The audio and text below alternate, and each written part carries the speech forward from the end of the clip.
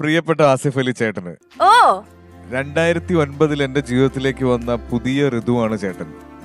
ഇന്നും ആ കഥ തുടരുന്നു.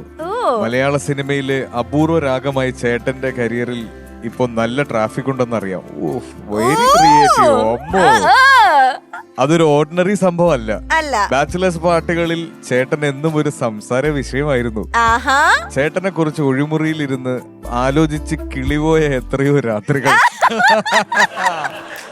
പല യുവാക്കളും ഹണീബി അടിച്ച് ബൈസിക്കിൾ തീവ്സായി മാറിയപ്പോഴും ഞാൻ ചേട്ടന്റെ അപ്പോത്തിക്കിരി കണ്ട് നടന്നു. എന്റെ പ്രിയപ്പെട്ട സപ്തമശ്രീ തസ്കര അങ്ങൊരു വിലപിടിപ്പുള്ള വെള്ളിമൂങ്ങയാണ്. കല്യാണം കഴിക്കാനുള്ള നിർണായകമായ തീരുമാനം നിങ്ങൾ എടുത്തപ്പോൾ മൈലാഞ്ചി മൊഞ്ചുള്ള നിങ്ങളുടെ വീട്ടിൽ വന്ന് ഡബിൾ ബാരൽ കൊണ്ട് നിങ്ങളെ വെടിവെക്കാൻ തോന്നി. പക്ഷെ എന്ത് ചെയ്യാം നിങ്ങൾ എന്റെ മനസ്സിലെ കോഹിനൂർ രത്നമായി മാറിപ്പോയില്ലേ. ഇതിൽ കൂടുതൽ എനിക്ക് താങ്ങാൻ കഴിയില്ല. ഇത് വേറൊരാളെ ഏറ്റെടുത്ത് അല്ല, ഇതൊരു ഫീമെയിൽ വോയിസ് കേൾക്കാം. അതിനാവുമ്പോ ഒരു ഫീൽ ഉണ്ടാവും. പെൺകുട്ടിയാണോ ആൺകുട്ടിയാണോ? അതുകൊണ്ടാണ് ഞാൻ പറഞ്ഞത് ഏത് ശബ്ദത്തിലാ ഇത് ഷൂട്ട് ചെയ്യണമെന്ന് നോക്കാം, എന്നിട്ട് നമുക്ക് തീരുമാനിക്കാം. മഞ്ജരി, കുഡ് യു പ്ലീസ്?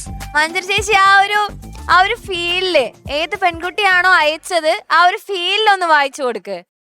ഷൂട്ടിംഗ് ഇല്ലാത്ത ദിവസങ്ങളിൽ മുഴുവൻ കെട്ടിയോളാണെന്റെ മാലാഖ എന്ന് പറഞ്ഞ് നിങ്ങൾ വീട്ടിലിരുന്നപ്പോൾ ഞാൻ നെഞ്ച് നീറി പുകയുകയായിരുന്നു ചേട്ടാ.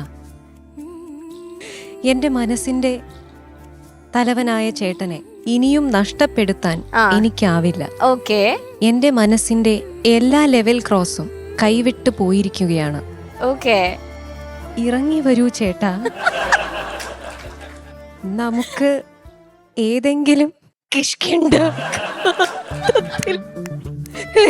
ഏതെങ്കിലും കിഷ്കിന്ത കാന്തത്തിൽ ആസിഫ് ചേട്ടന് സ്വന്തം സുരേഖ പൗലോസ് തോന്നിയാസ്കര. പ്രസിഡന്റിന്റെ ഇവിടെ തന്നെയാ. പ്രസിഡന്റിന്റെ ഭാര്യയാണെന്നാ തോന്നുന്നു. എന്തായാലും ഇത്ര എഫേർട്ട് എടുത്ത് ഇങ്ങനെ ഒരു കത്ത് എഴുതാൻ ശ്രമിച്ചതിൽ അല്ലെങ്കിൽ കത്ത് എഴുതിയതിൽ ഒരുപാട് സന്തോഷമുണ്ട്. Thank you, very creative. എല്ലാ സിനിമകളുടെ പേരും ഉണ്ട് അതിനകത്ത്. നന്ദിയുണ്ടേ.